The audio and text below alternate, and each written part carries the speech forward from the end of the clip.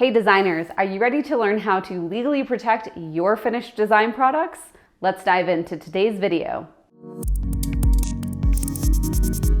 Welcome back. You're watching the third video in a series designed just for website designers. And we are here again today exploring another legally important topic for you in your business. Today we're talking all about how you can protect your finished design from copycats and competitors who are going to try to rip you off. Not really a matter of if, it's really a matter of when.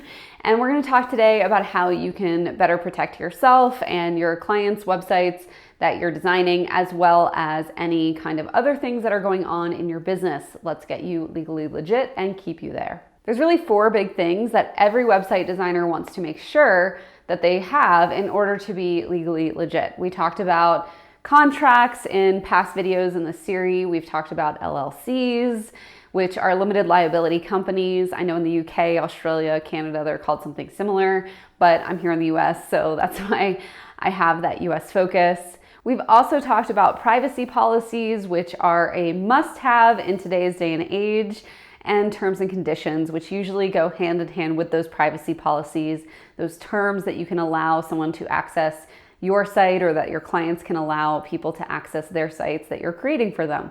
And finally, one thing we haven't touched on that's really important for you to make sure that you have, just another checklist item, is some cyber liability insurance, because you are obviously dealing with the internet very heavily in terms of what you're working on for your clients and also the way that you're housing your clients' data. Maybe it's in an online CRM or some kind of software. I recommend that. But at the same time, we've all seen what big data breaches have done to other companies, Target, Wells Fargo, those kinds of things. And we want to make sure that we are not a victim of any kind of cyber hacking, but that if we unfortunately are, that we're covered, and any kind of personal details, payment info, anything that our clients wouldn't want out there in the world for everyone to see, that we have some sort of insurance that covers the systems and the processes that we use. And if those unfortunately fail due to hackers, that we're still covered, so that we're not looking at a client lawsuit on top of all the other hassles that might bring to your business. That's the baseline that we're starting from, and we're going to move on to some of the things that you can add to the finished products that you're handing off to your clients, those websites that you've designed for them, in order to make sure that people know that it's your work and that people don't copy it. One note about copyright infringement: it's actually really difficult to nab anybody who's going to copy you unless it's literally a copy-paste job or a screenshot or something that is almost exactly identical. Unfortunately, there's just a lot of inspiration that happens in my business, even with other attorneys. We experience this where we've seen their designers who have sections that look exactly like our website. So if you are a designer, probably don't engage in this. That's not like a nice thing to do. But also, if this happens to you and it's not an exact copy paste job, or your clients are experiencing this, then take it as a compliment. And unfortunately, there's not much you can do, but that's also why hopefully you have set them up with a really solid brand and website to carry out the messaging and communications that brand is trying to get across. Being a solid brand is one of the best things you can do so that nobody can copy you, because people can't copy the way that your clients are making their customers and their site visitors feel, just like maybe you have a unique brand and messaging strategy and other designers are not going to be able to copy that. One of my favorite things that you can do is add a copyright notice to the bottom of your website. I know it's a really minor thing, but it's pretty easy to do, and it does put people on notice that this is something that you consider to be a work that was designed, not just like something thrown together from a template. Since the 1970s, a copyright notice has not been required, but unfortunately, if you do need to go after someone, legally speaking, to sue them, aka file a complaint for copyright infringement, you will have to have a registered copyright.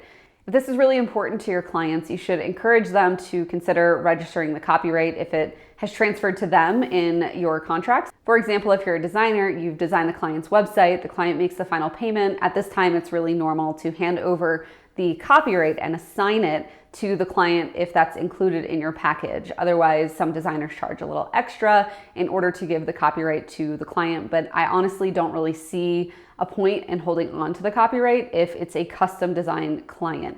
That might be something that you highlight as a benefit during your sales process, that they get the final copyright in the work, but it doesn't really do you much good to hold on to the copyright unless you're planning to turn that client's website that you just custom made into a template. And I'm pretty sure the client would be really upset about that. With that being said, if it is important for the client to have that ability to go after anybody who copies their website or copies or screenshots it, then it's important for that client to make sure that they know that a copyright registration has to occur before the infringement happens, more or less. There's some other situations where it doesn't have to be like that, but just to keep things really clean and simple, that's a good rule of thumb, is that if you have a copyright registration in hand, say they've gone through and they've downloaded each page of their website as a PDF and then applied for each page as a separate work, that's probably one of the strongest things they can do in order to protect their work from infringers. But the registration as of 2019 does have to be registered before the infringement happens. It's a really good incentive to get going and get that registered today. Copyright registration, luckily, is pretty easy. It's about $55 per work or per page if you're doing it the way that I'm suggesting here. Hopefully this is a cost that seems worth it to your clients and they're able to accommodate that in their business. Or if you have templates that you're selling yourself, you might consider going through this process for your own templates so that people can't rip those off. Finally, one of my favorite things that you can do is put site credits on the footer of the website.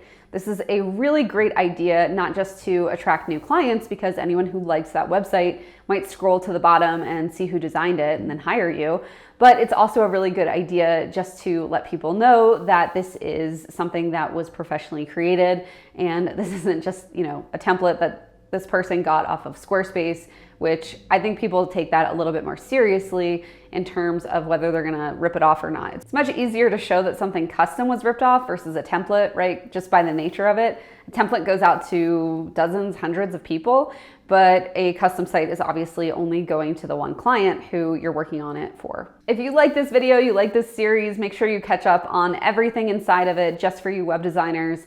And make sure you click on some of the links below. We'll have some downloads, some extra stuff, some extra credit available for you. I don't make really weird, icky freebies. Like, these are really legitimate, helpful things for you that I could have turned into a course, but I'm just gonna give them to you. So those are all linked below this video, or you can pick up our contract checklist at rocksolidcontract.com. I look forward to seeing you next week for the continuation of this series. Best wishes to you and your design clients this week.